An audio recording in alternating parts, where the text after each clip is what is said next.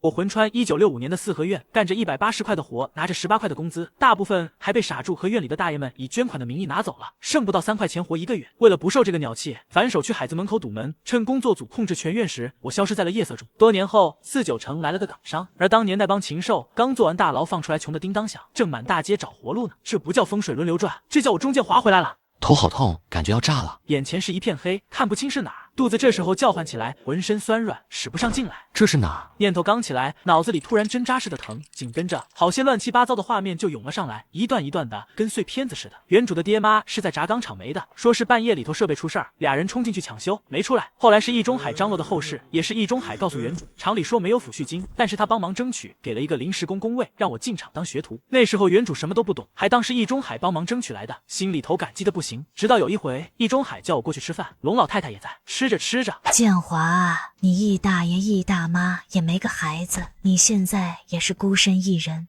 不如你们认个干亲，往后也有个照应。不用了，谢谢老太太，谢谢易大爷易大妈。当时易中海没说什么，易大妈脸上也还笑着，但那笑有些不太一样了。从那往后就全变了。贾家困难，龙老太太岁数大了，院子里3天2头组织捐款。头一回捐款，我刚进厂，工资低，就只捐了1块钱，就被傻柱堵了。钟建华，你什么意思？贾嫂子家都揭不开锅了，你就捐1块，打发要饭的呢？我往后退了一步，我工资低，这个月。话没说完，傻柱一巴掌扇过来，扇得我耳朵嗡嗡响。靠，你还有脸吃饭？明天给我补上，捐3块，听见没有？第二天我补了3块，后来捐款就成了定例，没钱捐的时候就是一顿暴揍。我把院里大爷叫我捐的，傻柱逼我要的找了一个废本子，全部记了下来。我去过街道办，匿名写的举报信，石沉大海，不死心，自己去了一趟街道办。街道办倒是来人了，一个年轻人在院里转了一圈，找易中海说了几句话，又找了我。同志，有困难要反映，但不能瞎反映，然后就走了。当天晚上我就被傻柱堵了。你行啊，钟建华，学会告状了。拳头砸下来的时候，我全在地上响。原来告状也是罪。我又去了派出所，不出意外也是同样的结果。易中海见了我不再说话，刘海中走过我家门口要啐一口，连严不贵记账的时候都皮笑肉不笑的说：“建华，你这觉悟可得提高提高啊！”正当我回忆的差不多时，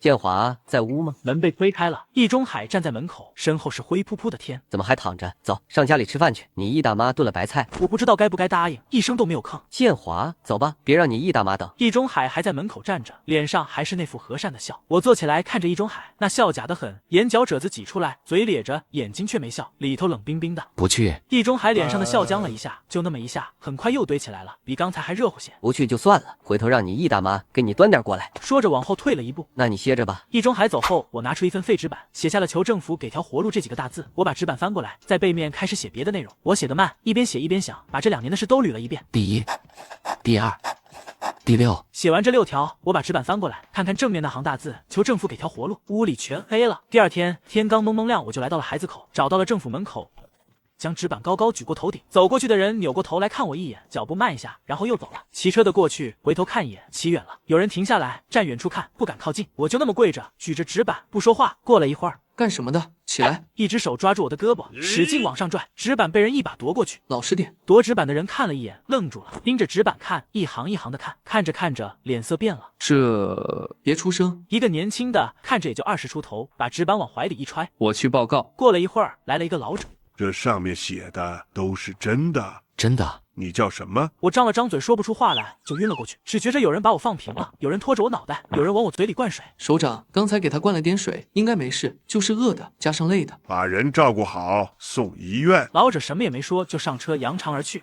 请周主任、李副主任、王秘书长过来。现在几个人陆续进来，都是熟悉的面孔。走在最前头的是周主任。老首长，您找我。南锣鼓巷95号大院，你知道吗？不知道。红星轧钢厂呢？轧钢厂我知道，有个红星厂在城东，具体的不熟。老者沉默了一会儿，然后开口，把刚才那块纸板上的内容说了一遍。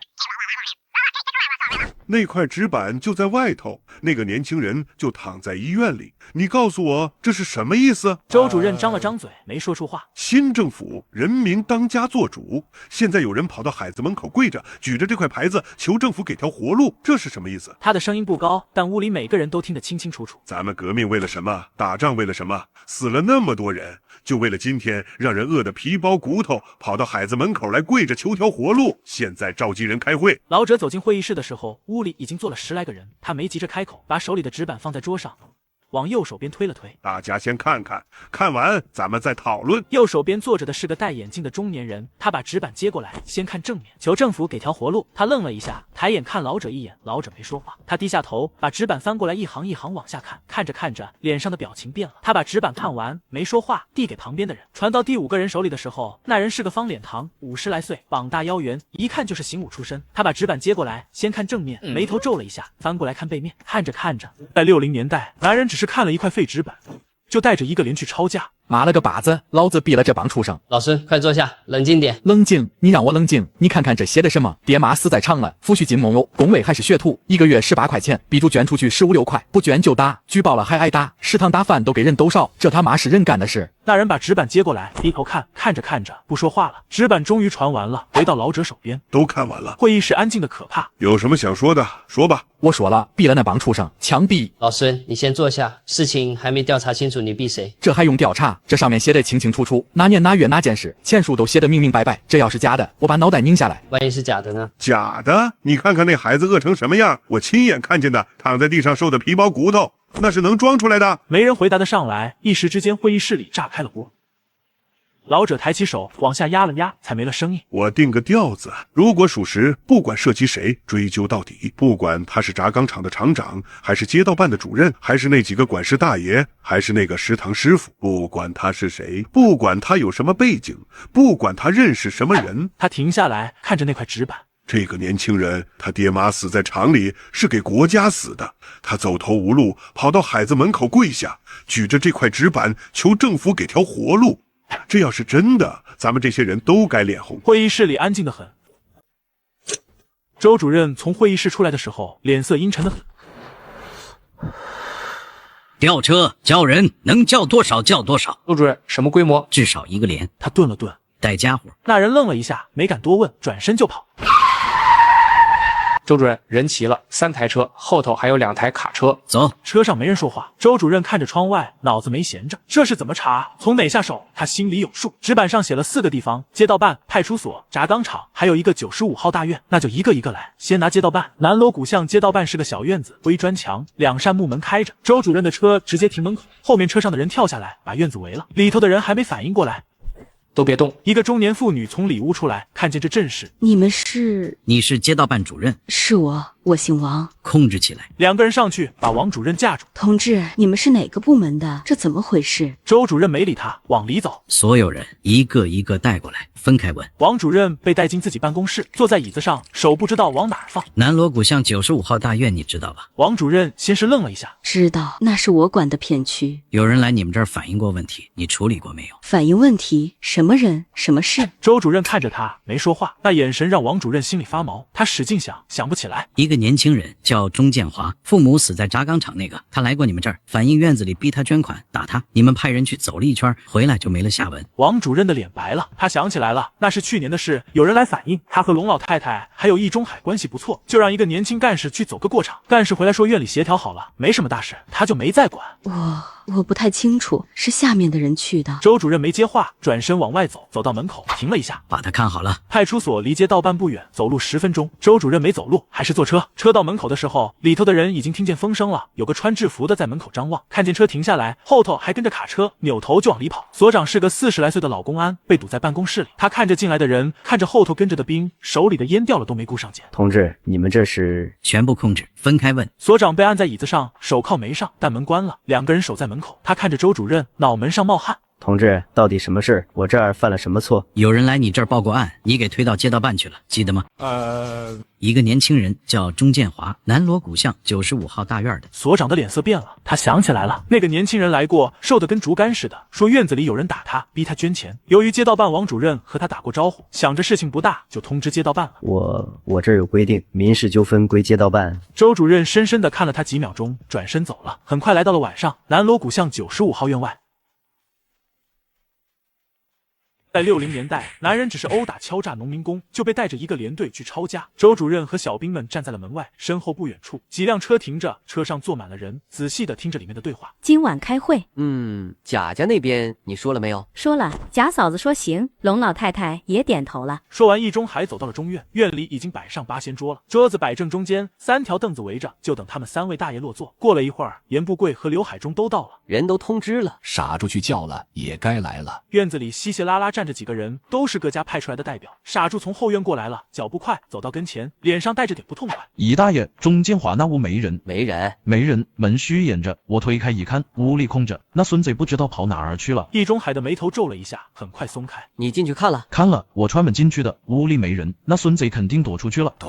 今晚开全院大会，他敢躲？行了，先开会。他躲得了初1，躲不了15，回头再说。我操了个 DJ， 转身走到人群里，往许大茂旁边一站。许大茂往边上挪了挪，很快就开启了1年几度的家族大会。结果说了半天又要为龙老太捐款，傻猪倒是大气捐了15块，谁知道这个钱最后到哪里？许大茂，你捐多少？我捐多少，你管得着吗？我管不着，可大伙都看着呢。你许大茂平常人5人6的，这会儿别丢人。许大茂又不舍得盯着手里的钱，最后抽出几张挨桌上。我捐8块，8块，行，比你媳妇强。院子里闹哄哄的，这个捐3块，那个捐2块。没人看见门口的阴影里站着2个人，一个人手里拿着个小本子，借着院里漏过来的一点光，飞快地记着账本。第2天晚上，围院子前后门都堵上，墙也看着，别让人翻出去。主要人员控制住，不准说话，敢说话就打。车上的人开始往下跳，落地没声，几10号人转眼间散开了。周主任带着几个人直奔95号大院，院子里已经黑了，都别动，别出声。严不贵刚躺下，听见动静还没反应过来，灯就亮了。几个人冲进来，一把他从炕上薅起来，还没出声，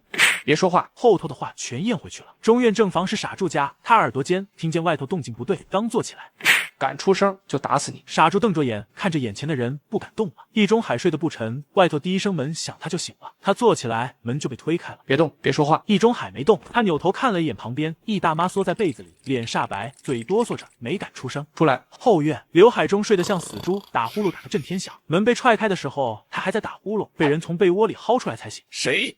嘴被封上之前，他喊了2声，然后脸上挨了一下，不喊了。就这样，院里的人基本被请了出来，包括龙老太。每家每户分开问，一个一个来。天快亮的时候，询问开始了。姓名：孙德福，住哪屋？前院东耳房。你知道为什么叫你来吗？老孙头摇头，摇完了又点头，点完了又摇头，自己也不知道该摇头还是点头。我问你，院里捐款的事你知道吗？老孙头的手明显的抖了一下。知道。捐过没有？捐过。捐了多少？多久捐一次？老孙头张了张嘴，没说出话。他抬头看了问话的人一眼，又低下去了。孙德福，我跟你说明白，知情不报，视为同犯。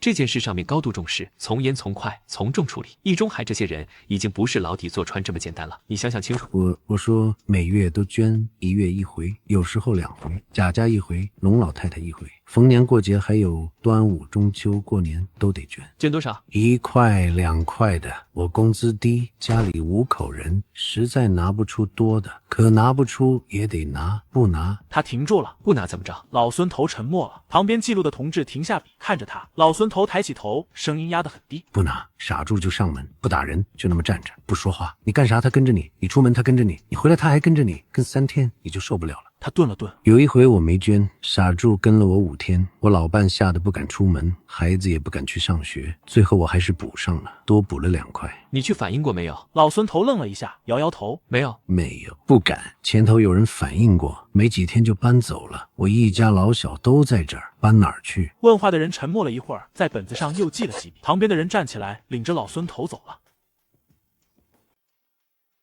在满是饥荒的60年代，男人好心为院里的人保管钱，却被打小报告，惨遭一顿输出。问话的人等队友在本子上记完，再次抬起了头。还有什么要说的吗？年轻人张了张嘴，想说什么，又咽回去了。他站起来往外走，走到门口。同志，钟建华的事，他比我们惨，傻猪专打他，每回捐款都让他捐大头。有一回我在院里看见，傻猪一巴掌扇得他转了个圈，他捂着嘴，血从指头缝里流出来，一声没吭。我不知道他这回跑哪里去了，但我知道他是实在活不下去了。说完他走了。一个年轻干事把一大摞本子抱起来，送到周主任面前。钟建华写的那些你们都看了吧？他写的那些只是他自个儿的，这些是全院人的。没人说话。去问问易中海，问问他是怎么当这个一大爷的。易中海进来了，审问的人看着道德模范轧钢厂先进个人，连续3年评上的一大爷沉默。易中海站了一会儿，见没人让他坐，自己往前迈了一步。同志，是不是有什么误会？桌子后头的人没吭声，就那么看着他。易中海把笑收了收，换了个表情，眉头微微皱着，带着点委屈，又带着点不解。同志，我这人一辈子本本分分，没干过亏心事，你们要问什么，我配合，知无不言。可你们总得让我知道到底是为什么吧？他一边说，一边拿眼睛往桌后那人脸上瞟。那人还是不说话，就那么看着他。特么的，劳资被冷暴力了。同志，我岁数大了，经不起折腾。你们有什么话就问，我保证说实话。可你们这什么都不说，我心里没底。行了，易师傅，你这张嘴我信不过。易中海愣住了，那人没再说话，冲门边那2个人点了点头。那2个人走过来，易中海往后退了一步。同志，你们要干什么？我是来配合调查的，你们不能……话没说完，他脸上挨了一下，这一下不重就是扇的，声音脆。他愣了愣，转过脸来，嘴张开想说什么，又挨了一下，这回重了。他往后趔趄了一步，撞在墙上。你们……第3下过来，他直接顺着墙出溜下去，坐地上了。那2个人没停，蹲下去，揪着他领子，把他拎起来一点。就是几个大嘴巴子，让你装，让你模范，让你照顾孤寡。桌子后头另一个人没动，就那么坐着看着。他想起那些笔录，想起孙德福说的跟3天你就受不了了，想起那个年轻人说的一巴掌扇的他转了个圈，血从指头缝里流出来。打了不知道多久，那2个人停手了。易中海躺地上喘着，没吭声。接着问，老实了就记下来，不老实就再打。什么时候老实了，什么时候记。易中海闭着眼，脑瓜子嗡嗡的。他想起自己当了这么多年的一大爷，想起那些龌龊的勾当，一只脚踹在他腰上。起来，坐好。他睁开眼，慢慢爬起来，靠着墙坐在地上。他抬起头看着面前的人，那人手里拿着本子，握着笔看着他。说吧，捐款的事。同志，捐款这事儿我得好好说说。易师傅，你这嘴是真能说。走到门口，朝外头说了句什么，门关上了。他走回来，还坐那儿看着易中海。门开了，进来2个人。易中海看了一眼，认出是刚才打他那俩，他心里一紧，身子往后缩了缩。同志，你们要干什么？我配合，我什么都配合。那2人没说话，走过来，一个按住他肩膀，一个从兜里掏出一块布封住了他的嘴巴。他瞪着眼看着那2个人，那2个人也看着他，脸上没什么表情。易师傅，你刚才说的那些，我一个字都不信。现在我问你，你点头或者摇头，明白吗？捐款是不是强迫的？那2个人中的一个抬手扇了他一下，不重，就是扇在脸上。易中海叫了一声，叫不出声，只能瞪眼。再问一遍，捐款是不是强迫的？易中海这回犹豫了，他看看那2个人，看看坐着的那个，脑子里飞快的转。那2个人没动手，捐款的钱进了贾家和龙老太太手里。全进了。这个问题他不好回答，他犹豫的时间长了点。那2个人中的一个又抬手扇了他一下，坐着的那个站起来，走到他跟前，把他嘴里的布扯出来，说：“3成，龙老太太拿3成，贾家拿3成，剩下4成去哪儿了？”易中海嘴张着不说了，见眼前2人又要动手，他怕了。我都说吧。易中海张了张嘴，刚要开口，坐着的那个冲那2个人摆摆手，那2个人又走过来了，手里拿着那块布。同志，我这就说，嘴又被堵上了。那2人把他按回墙角蹲着。易师傅，你刚才胡说八道半天，耽误我多少功夫？现在你说我不信了，你先蹲着，想想清楚，想明白了再叫人。眼前这个男人居然敢在权威面前啐口水，不料下一秒，严不贵是被2个人架进来的，挤出一个笑，冲着桌子后头那位点头哈腰。同志，我是严不贵，3大爷，我不是就是普通住户，你有什么吩咐，我配合，我全力配合。桌子后头那人看着他没说话，严不贵让他看得发毛，脸上的笑僵在那儿，不知道是该收还是该继续。那人开口了，就一个字：打。严不贵还没反应过来，旁边那2人就过来了。哎呦，同志，严不贵抱着头缩成一团，他脑子里嗡嗡的一片空白。别打了，我交代，我都交代吧。严不贵张了张嘴，不知道该说什么，他脑子还在嗡嗡响，刚才那几下打得他7荤8素，什么都想不起来了。交代什么？旁边那俩又过来了。别，我说，我贪污了，我受贿了，我贪污什么？受贿什么？贪污什么？我一个小学老师，一个月工资42.5块，平时就是收点学生家长送的菜啊、鸡蛋啊，那能叫贪污吗？他看着那人，脸上写满了委屈和茫然。那人和他对视了几秒钟，冲旁边点点头。别，同志，我是真想交代，可你总得告诉我交代什么啊？他又被按在地上一顿暴揍。我交代，我说别打了。交代。我收过学生家长的鸡蛋，还有2颗白菜。那人看着他，还有一回收了半袋子白面。那人冲旁边点点头，别，我说的是真的，就这些了。旁边那俩人已经走过来了，严不贵急的眼泪都出来了。同志，你倒是问啊！你不问，我怎么知道说什么？我脑子笨，你问我答，我保证说实话。可你不问，我哪知道你想听什么？院里捐款的事知道吗？知道，每月都捐。钱都去哪儿了？严不贵愣了一下，一部分给贾家，一部分给龙老太太，还有一部分呢？严不贵不说话了，那人等着。还有一部分我和姨大爷分了。多少？3七分，姨大爷拿7成，我拿3成。龙老太太那份呢？龙老太太那份，姨大爷让我送去，我送一半，留一半。龙老太太不知道。贾家那份呢？贾家那份也是一样。屋里安静了几秒钟。刘海中呢？二大爷不参与分钱，姨大爷不让他沾手，但他捐款是真捐，每次都是15块，那是真钱。傻柱呢？傻柱也不知道，他捐的钱也是真捐，姨大爷不让告诉他。钟建华的父母那笔抚恤金你知道吗？抚恤金？什么抚恤金？那人看着他，严不贵脸上的表情不像装的，他确实不知道这事。带下去，让他想想还有什么没交代的。同志，我都说了，我真的都说了，你让我交代什么你倒是问啊，你不问我怎么知道？桌子后头那人坐着，沉默了一会儿，忽然笑了一下。首长，您笑什么？我就是想不明白，这种人怎么当上老师的？外头传来严不贵的喊声。我真的都说啊，你倒是问啊。傻柱是被2个当兵的从后院带过来的，脸上带着不服不忿的劲儿。呸！什么玩意？压他的人没客气，一脚踹在他腿弯上。傻柱扭头要骂，对上那人的眼神，骂人的话又咽回去了。进屋的时候，他还挺着，抱着胳膊，下巴抬着，拿眼斜着桌子后头的人。坐那儿。傻柱没动。聋了。傻柱哼了一声，走过去，往条凳上一坐。你是红星轧钢厂食堂掌勺的？对，杨厂长爱吃我做的菜，隔3差5点名叫我做。杨厂长爱吃你做的菜？对，杨厂长亲口说的，说我手艺好，比国营饭店的大师傅不差，厂里来了领导都让我掌勺，李怀德想往食堂安插他的人，杨厂长都不答应，就认我。他越说越来劲，身子往前探了探。我告诉你，我跟杨厂长那是过命的交情，你们把我弄这儿来，杨厂长知道了，有你们好看的。桌子后头的人没说话，就那么看着他。傻柱越说越起劲。你们是哪个部门的？派出所的？街道办的？我劝你们赶紧把我放了，该干嘛干嘛去，这事儿闹大了，收不了场，你们吃不了兜着走，我这话撂这儿，你们信不信？这次不用点头，那2人就走了过来。别打了，哎呦爷爷，我叫你爷爷还不行吗？你叫谁爷爷？傻柱张了张嘴，你这样的孙子，谁摊上谁倒霉，我们可没你这么丢人的孙子。何师傅还见杨厂长吗？傻柱躺地上没吭声。我问你话呢。不见了。那咱们聊聊。傻柱点头牵动脖子上的伤，疼得龇牙咧嘴，但还是拼命点头。扶他起来，说吧，院里的事。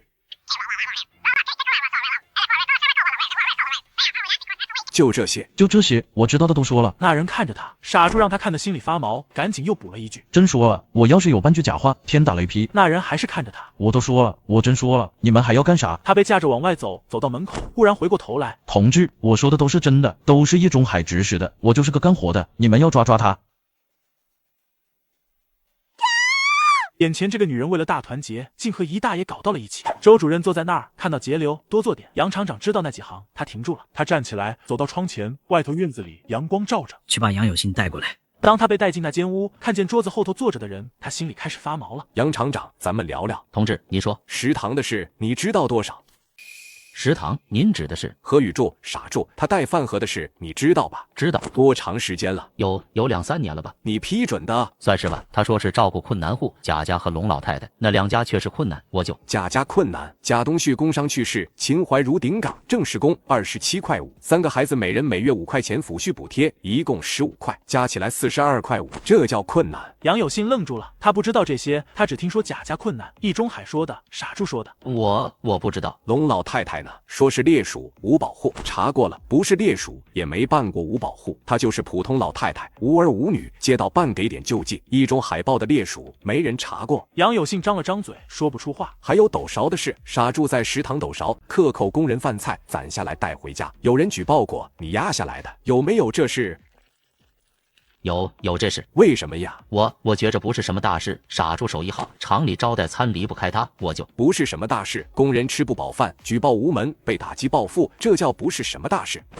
杨厂长，现在不是试图玩不玩的事了。杨有信抬起头看着那人，那人也看着他，目光平静。你得想想下一步去哪儿了。杨有信的脸色灰了。大西北这些年犯事的人发配的地方。他张了张嘴，想说点什么，可什么都说不出来。贾张氏是被拖进来的，骂天骂地骂人，骂的嗓子都哑了。你们凭啥抓我？我一个寡妇，拉扯3个孩子，我容易吗？你们欺负人，欺负孤儿寡母。老贾啊，你睁开眼看看啊！东旭啊，你娘让人欺负了。闭嘴！你们敢动我，我让老贾来找你们，我让东旭来找你们，你们不得好。桌子后头的人皱了皱眉，那2个人走过来。老贾、东旭，你们睁睁眼啊！有人欺负你媳妇，你亲娘啊！哎呦，你们敢打人！哎呦喂！那2个人不说话，就是打。别打了，别打了，我错了，我不骂了。我说，我什么都说。张翠花还搞封建迷信吗？捐款的钱你拿了多少？每月10几块，有时候20几块。谁送来的？易中海，有时候盐不贵。知道钱从哪儿来的吗？贾张氏犹豫了1秒钟，一个机灵。知道，从院里住户那儿收的。知道是逼出来的吗？知道。知道钟建华吃不饱吗？知道。知道他被傻柱打吗？知道。你跟易中海什么关系？没关系。那人没说话，那2个人又走过来了。我说有关系，有关系。那2个人站住。老贾没了之后，易中海他说不下去了，闭上眼睛。老贾没了那年就开始了，我一个人带着东旭，日子太难了。他睁开眼看着那人，同志，我都说了，我什么都说了。同志，易中海他不是人，他让我装穷，让我装可怜，说这样院里才会一直捐款。我也是被他骗了。钟建华躺在病床上，盯着白的屋顶发呆。窗户外面有光透进来，不知道是下午还是傍晚。他分不清，也不想分。他想起易中海那张脸，想起傻柱大原主的拳头，想起每月捐款那天晚上，原主缩在炕上数剩下的那几块钱。他想笑，笑不出来。脚步声不是普通的脚步声，是那种沉稳有力的，一下一下，越来越近。老者走到床边，站定后低头看着他。为什么会想着举纸板？他看着老者，沉默了2秒半后，哪怕是死，我也不想死得不明不白的，死得窝囊。有些事总得让人知道，我只是尽力做了我该做的，至于结果，我尽力了。老者没说话，他就站在那儿，低头看着床上的这个年轻人，那是看过了、想过了、不怕了的眼睛。老者的心情一时很复杂。为什么现在才来？在95号大院，我被说不团结邻里，捐款不捐不团结，捐少了不团结，捐多了还是有人说闲话。去派出所让我回去等通知，我等了1个月，等来的通知是何宇柱的拳脚。他说我让他丢人了，让他被派出所盯上了，打完还说下次再敢去把我腿打折。他说完了，看着老者，老者的脸色沉沉的，看不出在想什么。他们街道办和派出所有人护着，轧钢厂更不用说，有人护着公贼，我能怎么办？老者沉默着，他看着钟建华，看着这个18岁的孩子，想起他刚才说的那些话。哪怕是死，我也不想死得不明不白的，死得窝囊。有些事总得让人知道，我能怎么办？他站了一会儿，转过身往门口走，走到门口，他停住了。好好养病，养好了再说。十几年啊！易中海，我8辈祖宗。刘海中家在后院东厢房。同志，你们搜查，这是搜查令。那女人不敢动了，看着几个人进屋，翻箱倒柜。多少？372块。同志，这钱这是我家攒的，老刘的工资，还有我给人缝补挣的。没人说不是你家的。贾家在中院西厢房，贾张氏还被关着，屋里就秦怀如一个人坐在炕沿上发呆。搜查，这是搜查令。秦怀如站起来，没说话，往边上让了让。装钱的不是布包，是个铁盒子，里头塞得满满当当。数了10分钟，多少？3247块。他看了秦怀如一眼，秦怀如站在那儿，低着头不说话。严不贵家在前院，严不贵老婆正在屋里焦急等待。见人进来。同志，老严犯什么事了？搜查，这是搜查令。杨瑞华跪在地上不起来，看着几个人进屋翻东西，7、8个铁盒子打开来，全是钱，还有金戒指、银镯子，数了1个小时，34218块，还有这些。问话的人看着那堆东西，沉默了一会儿。易中海家在中院东厢房，易大妈正坐在堂屋里发呆，她抬起头看了一眼，又低下头去，没说话。搜查，这是搜查令。她点点头，还是没说话。工作组翻的最仔细，钱在炕洞底下找到的，数了2个小时，38462块。 3万多，易中海8级工，工资高，可8级工干一辈子也攒不了3万多。接着翻，又翻了半个小时，一个年轻干事从里屋出来，手里拿着一个布包。首长，这个打开来，里头是一沓信，抽出第一封，展开。雨柱、雨水，吾儿见信如面，父在保定一切安好，勿念随信寄去生活费，20元收后回信，父字。第二封，雨柱、雨水，吾儿父在保定，已安顿找了份活计能糊口。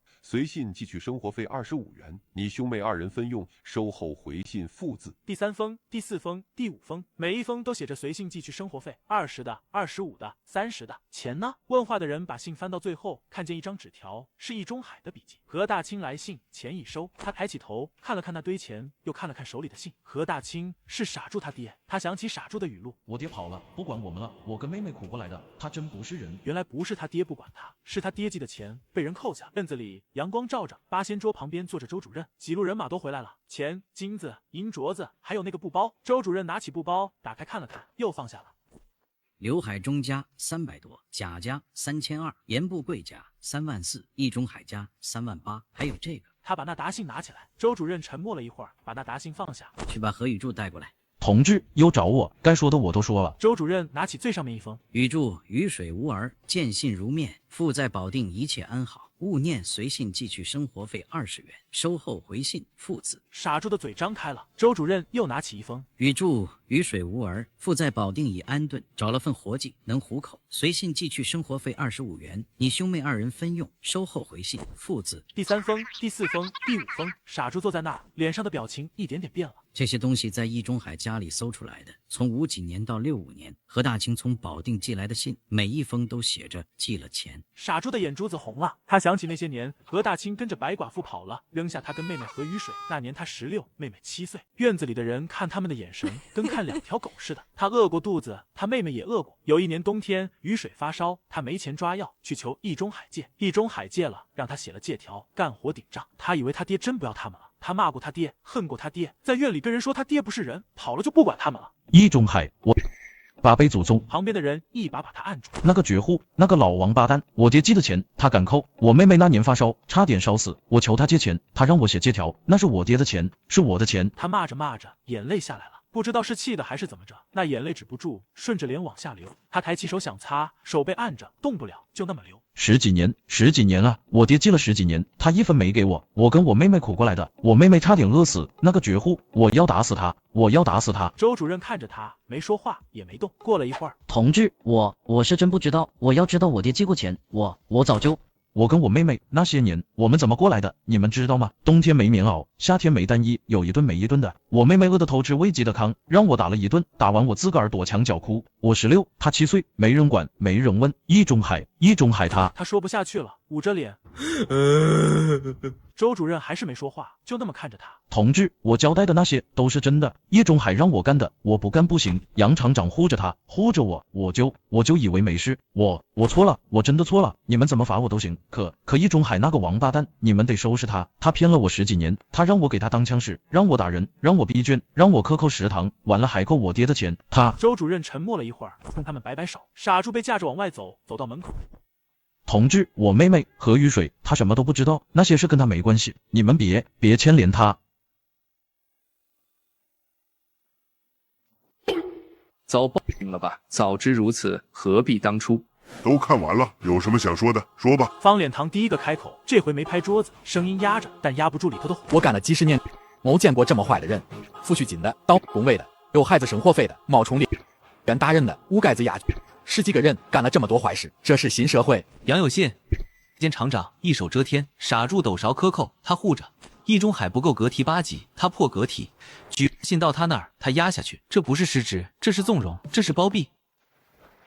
还有那个李怀德，他知道傻柱有问题，但不管，因为傻柱不是他的人，他乐得看笑话。这不是渎职，这是内耗，这是拿的饭碗当儿戏。龙老太太的事我看了，冒充谁给他冒的？易中海，街道办为什么不查？王主任收了出所为什么不查？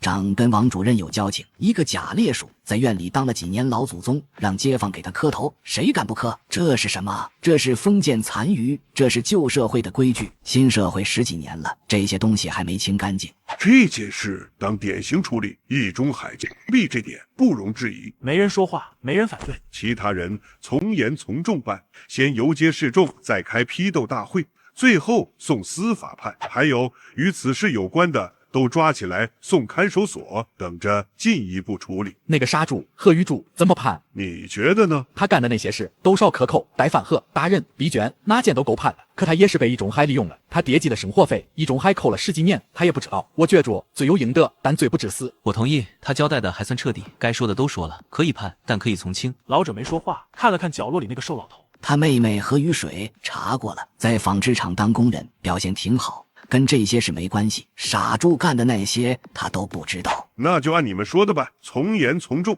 但具体怎么判，等游街批斗完了稳定。这件事从头到尾都要办得明明白白，让老百姓知道新社会不容这些东西，让那些想干坏事的人知道，干了就是这个下场。一大早墙上贴了告示，白纸黑字写着要开批判大会，列了一串名字。易中海，那不是95号院的易大爷吗？什么易大爷？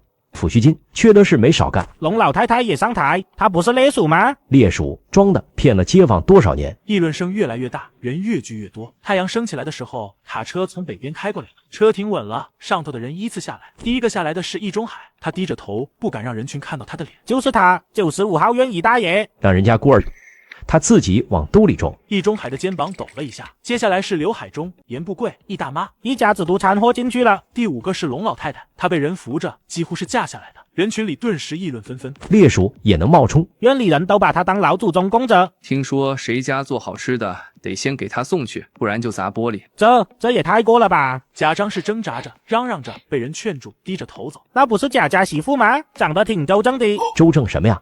反正是他也有份，揣着明白装糊涂。车停了，人停了，一个工作人员站在车上，拿着喇叭宣读：易中海利用便利、抚恤金、工位指标留孤儿生活费，让他说清楚。易中海站在那儿，脸上青一阵白一阵。那些钱去哪了？易中海低着头不说话。龙老太多年冒充，享受优待，欺瞒组织，欺瞒街坊。他怎么好意思的？听说他年轻时男人是没了，可根本不是猎鼠，他愣是说了几10年，自己都信了，院里人都给他磕头。这不是把人当傻子耍吗？龙老太太站在那儿闭着眼，嘴唇微微发抖。这么多年了，易中海说他是猎鼠，他就成了猎鼠。易中海让院里人尊敬他，他就受了这么多年尊敬。谁家做好吃的，他上门要，没人敢不给。谁见了他不打招呼，易中海就有法子收拾谁。他真把自己当猎鼠了。可现在那些目光落在他身上，像针扎一样。负责人走过来看了看龙老太太，先送医院，是不是不舒服了？年纪大了，经不住吧？哎，早知今日，何必当初呢？易中海被人拖着，早就没力气了。看账目不清的人，一块石子飞来，砸在他肩膀上，他身子歪了一下，没躲开。旁边有人吐了口唾沫，落在他跟前的地上，又一口飞来，落在他衣襟上。刘海中哭得厉害，眼泪鼻涕呼了一缕。别哭了，早干什么去了？太阳挂在头顶，明晃晃的。建华，建华，我错了，我对不起你，我不是人。钟同志，今天好点没？好多了，有个事得跟你说一声。钟建华看着他，易中海和何宇柱想见你。他们关在看守所里，托人带话说要见你。易中海说，抚恤金和卖工位的钱，包括逼捐的那些，他愿意退，全额退，10倍退，只求你能原谅他。何宇柱也求了，说要赔你医药费，退逼捐的钱，帮着还贾家借你的那些钱，也说10倍退，还说你要是想打回去，他让你打，绝不还手。他知道这个消息能传过来，不是那么简单的。也许那位老者想看看他会怎么做，也许只是想让他知道那些人怕了。他们现在什么样？易中海腿不行了，走不了路，跪着求的。何宇柱也跪了，哭着求的。龙老太太游街那天晕过去了，他们亲眼看见的，吓坏了。他们想见我，我去。建华，建华。易中海趴在地上，眼泪流下来，流进豁口的嘴唇里。我错了，我对不起你，我不是人。那些抚恤金我是替你保管的，等你结婚就给你。钟建华没动，就看着他。那2个工位那个事儿我不知道，是人事科的人办的。他说不下去了。钟建华还是那么看着他，眼睛不眨，脸上没表情。易中海趴在地上，嘴张着，不知道该说什么了。他准备的那些话，忏悔的、求饶的、解释的，这会儿一句也想不起来。这个年轻人就那么站着，看着他，像看一条狗。说啊，怎么不说了？易中海张着嘴，说不出话。你不是很能说吗？在院里开会的时候，你不是挺能说的，道德绑架、歪理邪说，一套一套的。易中海趴在地上，身子开始抖。钟建华又往前走了一步，站他跟前，低头看着他。抚恤金你瞒着，是为我好。我父母2个正式工岗位，你卖了，是为我好。易中海的嘴动了一下，没出声。逼我捐款，我不捐，你就指使傻猪打我。食堂里给我斗勺，不给我饭吃，这些也是为我好。易中海趴在地上，脸贴着地，不敢抬。易师傅，你绝户不是没有原因的。易中海猛地抬起头来，眼睛里的眼泪还没干，又添了点别的东西。我收你做干儿子，谁让你不愿意？钟建华看着他，易中海不知道哪来的劲儿，跪直了身子。我是打压你，那是历练你。我想让你给我养老，有错吗？你一个孤儿，我收你当徒弟，叫你吃饭，照顾你，我图什么？不就是图个老来有靠？你不愿意，我能怎么办？我找谁去？贾东旭没了，傻柱靠不住，我不找你找谁？你但凡肯点个头，喊我一声干爹，我能那样对你？钟建华听着不说话了，他想起原主那些日子，想起易中海叫原主去吃饭那回，龙老太太说认个干亲，原主摇头说不用的那一刻，一切都变。易师傅，你说的这些你自己信吗？你找养老人选，从一开始找的就是贾东旭，贾东旭死了，你找的是傻柱，我就是个备用的，我认了你当干爹，日子就能好过。他顿了顿，贾家才是你心里的养老人选，龙老太太是你手里的招牌，傻柱是你养的狗，我算什么？我是你养的一条备用狗，备用狗不听话就得打，就得饿，就得往死里整，整死了再换一条。易中海的脸色变了，钟建华看着他，看着那双眼睛里的东西，从眼泪变成惊慌。你说历练我，你练出来什么了？我这2年学会什么了？干杂活、搬料、扫地，你教过我一天手艺没有？易中海低下头去，钟建华又往前走了一步，站他跟前，低着头看他。你说想让我养老，我要是认了你当干爹，你就能对我好？他等了2秒钟，没等到回答。不会的，你还会一样对我，因为在你眼里，我是什么？是你养的一条狗，狗得听话，不听话就得打，听话了赏口饭吃，不听话了往死里整。你从来没把我当人看过。易中海趴在地上一动不动，他的身子还在抖，但抖得慢了。他把脸埋在地上，不知道是哭还是什么。易师傅，你那套话留着骗别人吧，我听着恶心。眼前这帮人都是好心人，却被院里开批斗大会。大会设在南锣鼓巷口的那块空地上，天还没亮透，人就来了。等到太阳露头的时候，空地上已经黑压压站满了人。开始。呸！我儿子死在厂里，抚恤金让你们贪了，我孙子饿得哭，你们还是人吗？易中海低着头不敢动。我在95号院住了很多年了，民国时候我就住那儿，那时候也有恶霸，也有欺负人的，解放了，我以为没了，没想到新社会了。还有，他指着易中海，你是8级工，你是先进个人，你是道德模范，你干的事比旧社会那些恶霸还狠。第二个是个中年男人，冲到傻柱跟前。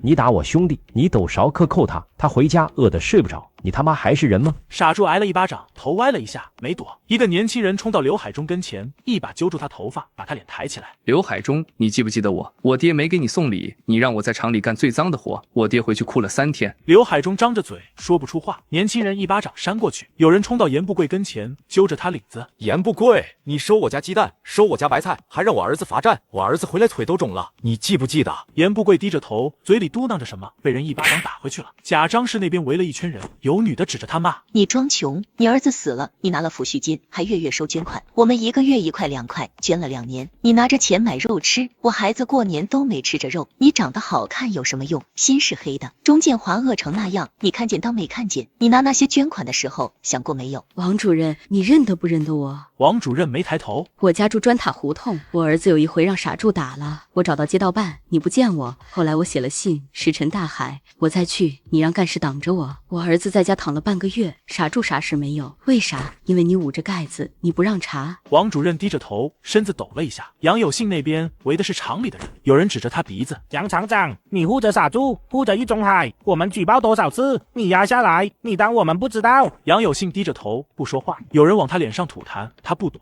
天快黑了，人群还没散。何雨水跪在地上，仰着脸，眼泪流下来。钟建华，我是何雨水，傻柱他妹妹。钟建华看着他，没说话。我傻哥，他错了，他欺负你，他打你，他不是人。可他也是没办法，在那个院里，他得活着，他得带着我活着。易中海让他干啥，他就得干啥，不干就。钟建华，我知道他错了，他该罚，该判，该坐牢。可你能不能说句话，说你原谅他了，你原谅他，他就能轻点判。这姑娘也是可怜，他哥干的事跟他有啥关系？是啊，他也没办法。你是何雨水？我在95号院这2年，傻柱打我，食堂抖勺不给我饭吃。冬天我饿得走不动路，倒在院里，他从旁边过去看了一眼走了。我去街道办反映，回来挨打；去派出所反映，回来挨打。我跪过、求过、写过匿名信都没用。他停下来，看着何雨水，又看着周围那些人。我今天站在这儿，是因为我跪到海子门口去了。要不跪，我可能已经死在那个小屋里了。你让我原谅他。他没说原谅，也没说不原谅，他就那么站着，虚虚的，像随时会倒下。人群里有人哭了，议论起来，声音越来越大，越来越激动。你跪什么跪？你哥打人的时候你怎么不跪？你哥抖勺的时候你怎么不跪？严惩傻住，严惩易中海，枪毙，一个都不能放过。何雨水张了张嘴，想说什么，没人听。钟建华看着何雨水看了几秒钟，然后他转过身，慢慢往外走。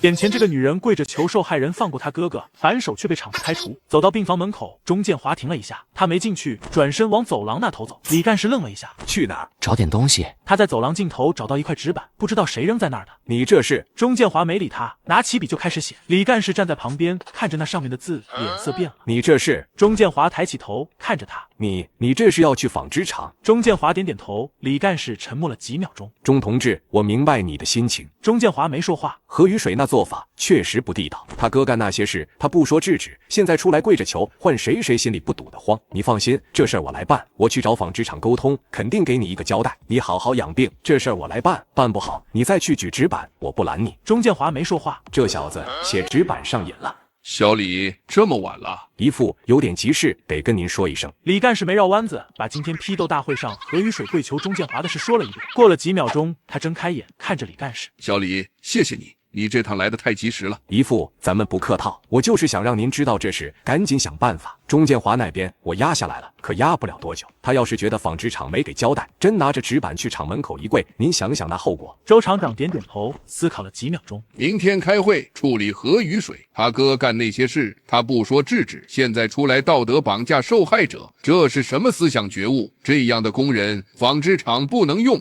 你放心，这个交代钟建华会满意的。那行，姨父，我先回去了。那边医院我还得盯着。小李，这事多亏你，改天请你吃饭。同志，请问有没有一个叫钟建华的病人住这？你谁？我是他亲戚，来看看他。值班的又看了他一眼，那眼神让他心里发毛。他拿起电话说了几句什么，挂了。等着。等了1刻钟，出来个人，穿着制服，脸绷着，走到他跟前。何雨水，你不用等了，钟建华不见你。同志，他也不会原谅你哥，你那招没用的，跪着求，当着那么多人的面，想干什么？让你哥减刑，还是想让大家看看受害者不近人情？何雨水的脸白了。你哥打他的时候，你在哪儿？你哥逼他捐钱的时候，你在哪儿？你哥帮贾家通过武力借他钱，借了不还的时候，你在哪儿？你不知道，你住的不远，你能不知道？何雨水张了张嘴，说不出话。现在你哥被抓了，你出来了，跪着求，你当别人看不出来你那点心思？回去吧，钟建华不见你。何雨水站在那儿，眼泪流了一脸。李干事没再理他，转身进去了。第二天下午，通知贴出来了，厂门口的公告栏上白纸黑字写着对何雨水的处理决定，开除。围了一圈人看，有人念出声，有人小声议论。何雨水谁啊？3车间的吧？听说他哥是傻柱。傻柱那个打人的？对，他昨天去跪着求人家原谅，人家没答应，他还想逼人家。这种人活该。何雨水走到厂门口，看见围了一堆人，他挤进去，看见那张通知，他的名字，他的处理决定，开除。他站在那儿，眼前一黑，有人从旁边走过，又回头看了一眼，他听见那人说：“这就是何雨水，傻猪妹妹。”对，就是他。听说昨天去跪着求人家，想让人家原谅他哥。求成了吗？没成，人家没原谅，他就跪在那儿不起来，想逼人家。活该开除。声音远了，他站在那儿一动不动，风吹着，那张通知在公告栏上动了动。枪响的时候，我正躺在床上思考着路要怎么走，钱要怎么赚。易中海，你认罪吗？易中海低着头不说话。问你认不认罪？你认罪？易中海，男，60岁，原红星轧钢厂工人，数罪并罚，情节特别严重，社会影响极其恶劣，判处死刑，立即执行。易中海坐在那儿，身子晃了一下，被法警扶住了。傻柱20年，刘海中15年，严不贵20年，贾张氏10年。而龙老太早已经被吓死在了床上。枪响的时候，我正躺在床上思考着路要怎么走，钱要怎么赚。傍晚，我拿着院里这些年欠我的4500块，来到了城南黑市。我到的时候，空场上已经有人了，三三两两站着，也不说话。有人蹲在墙根底下，面前放个布包，也不打开。一个中年男人走过来，站在我的旁边。要什么？粮票，全国通用的，工业券、布票，还有黄金。那人没说话，看了我一眼，转身走了。我站在原地等了等，那人又回来了，这回身后跟着个人。那个人走到我跟前，上下打量了我一眼。跟我来。我跟着他走，穿过空场，钻进一条更窄的巷子，七拐八绕，进了一间破屋。你要黄金多少？能换多少换多少。那得看你有多少钱。那人看了一眼没动，又看着我。这东西不便宜，20多一克，你有多少要多少。那人沉默了一会儿，站起来走到里屋去，里头传来翻东西的声音。过了好一会儿，他出来了，手里拿着个小布包，打开，里头是几根小黄鱼，不大，一根大概1两左右。那人把黄鱼推到我面前，看看。我拿起来掂了掂，我在后世见过黄金，知道分量，这成色还行，是正经东西。多少钱？那人报了价，跟市面上的差不多。我把黄鱼收进怀里，其实趁着低头的功夫收进了空间，那人也没注意。还有别的事？介绍信，去南下的，能办吗？那人看着我，那眼神变了一下，没问去干什么。能，得加钱。加多少？那人报了个数，我又掏钱点给他。3天后来拿。我站起来往外走，走到门口，那人在后头说了一句：年轻人南下不好走，路上小心。3天后，我又去了那间破屋，那人见了我，从怀里掏出一张纸递过来，我把介绍信收好，冲那人点了点头，走了。在火车上辗转坐了3天，到达深圳，晚上去了黑市，站了一会儿，有个年轻人凑过来，小声问要什么。我看了那人一眼，用粤语说：带路的，去那边。那人愣了一下，上下打量我，跟我来。我跟着走，七拐八绕，进了一间破屋。哪儿来的？广州。去那边干什么？投亲。中年男人又打量了我一眼。200。中年男人站起来，3天后晚上8点，村口等，过时不候。我点点头，转身走了。3天后，我退了房，背着包袱去了那个村子。等到8点，人来了，中年男人带着人，都是年轻人，跟我差不多岁数，谁也不说话，就跟着走。走了1个多钟头，前头有光了，不是灯，是探照灯，一道一道往这边扫。趴下。我们趴在地上等探照灯过去，灯扫过去，又扫回来，又扫过去，等了好一会儿。走。又走了1个多钟头，前头有铁丝网了，高，上头有刺，月光下闪着寒光。中年男人停下来，指了指一个地方，从那儿钻过去，过去之后一直往南走，走到天亮就到市区了。我把钱给了中年男人，中年男人收了钱，转身就走，没回头。我来到了香港，摸了摸怀里，那沓内地钞票还在，空间里还有全国粮票、布票，厚厚一沓，这些在香港不能用，得找人换。後生仔，你係啱啱嚟嘅？對，跟我來。我跟着那人走，穿過幾條街，進了一間鋪子。你身上有內地嘅錢啊？我點點頭。我收，全國糧票、布票都收。什麼價？那人報了價，不高，但公道。我把港幣收起來。眼前這個小混混要請我吃棒子，只因我為了生活在這裡擺攤。走到一條巷子口，我停住了。巷子裡有個人，那人塊頭很大，光頭，穿着一件灰撲撲的舊褂子，露出裡頭的肌肉。他低着頭，看不清楚臉。我站在那兒，那人抬起頭來，一張方正的臉，濃眉大眼，嘴唇厚，眼睛裡有東西，不是熊是那種我見過，在鏡子裡見過。那人看了我一眼，又低下頭去。我想起前世看過的一部電影，裡頭有個角色叫雅七，大塊頭，光頭，啞巴，給人當保鏢，忠心耿耿。那角色是虛構的，可眼前這個人跟那角色太像了。餓不餓？他看着我沒動，我摸出2個菠蘿包，拿着。他捧着麵包看了好一會兒，然後大口吃起來。能說話嗎？他搖了搖頭。拿着，找個地方住，明天還在這兒，我再來。他捧着錢，眼眶紅了。我轉身走了，想起電影裡那個雅七，忠心，能打，替人擋刀。要是能把這人收下來，以後在香港有個幫手。第2天，我才知道他叫阿七，帶着他去吃了一頓大餐。飽了。阿七點了點頭。再來一份叉燒打包。以後你跟着我吧。阿七不明的看着我，沒有任何動作。有我一口吃的，就分你半口。阿七像是在思考着什麼。你這樣不好找工作，別去混黑，混黑這條路注定沒有好下場。阿七愣了一會兒，然後抬起手比劃起來。我大概看懂了，意思就是只要管飽，以後他那條命就歸我。看得出來阿七也是和我一樣偷渡過來的，並且還比我慘一點，他無家可歸了。第2天晚上，我帶着阿七去擺攤變魔術，我正準備接着玩，人群後頭擠進來幾個人，為首的是個中年男人，脖子上掛着粗金鏈子，後頭跟着3個年輕人，眼神橫着，但看了看我，又看了看我身後站的阿七，笑了一下。新來的，懂不懂規矩？我看着他，沒說話。這片地方是我九紋龍罩着的，你在這兒擺攤，交過保護費嗎？我還是沒說話。他身後那3個年輕人往前走了2步，圍過來。看你剛來，不懂規矩，今天先交10塊，以後每天5塊，交了，這片地方你隨便擺。我看着他，忽然笑了一下。我回頭看了一眼阿七，阿七站在那兒一動不動，但他眼睛變了。不是平時那副老實巴交的樣子，是別的什麼。我衝他點了點頭，阿七上前一步，就那麼一步。那3個年輕人愣了一下，抬頭看他，1米8幾的大塊頭，光頭，往那兒一站，跟做塔似的。他們3個加起來也沒阿七壯。那3個年輕人往後退了退。好，你等着。後生仔，小心啲，九紋龍唔好嘢。我沒有回答。你今天不錯。阿七沒動，臉上也沒表情，但眼睛亮了一下。对于阿七来说，能帮助到我，他心里很高兴，起码自己是有用的，不是跟着吃白饭的。在老家，因为太能吃了，吃得多，家里人都不待见他。哪怕他很能干活，可赚取的工分不够他填饱肚子，否则他一个哑巴也不至于想着偷渡香港来这里，只为了一口饱饭，只为了活着。况且我也是第一个把他当人看的人。第二天晚上，我又带着阿七去了庙街。让开，让开！那3个人又来了，这回不止3个，后头还跟着7、8个，手里拎着棍子，为首的还是那个九纹龙，金链子，嘴里叼着烟。九纹龙走到我跟前，上下打量了我一眼，又看了看我身后的阿七，笑了一下。就你们2个还敢来？我没说话，想看看他要怎么做。九纹龙吐了口烟，昨天让你跑了，今天可没那么便宜。识相的，把今天挣的钱留下，跪下磕3个头，我放你们走。他身后那10来个人往前走了2步，围成一个半圆。阿七一个箭步挡在我前头，九纹龙愣了一下，往后退了1步，后头那帮人也没人敢上前。阿七站在那儿一动不动。九纹龙啐了一口：“我上早八，给我打。”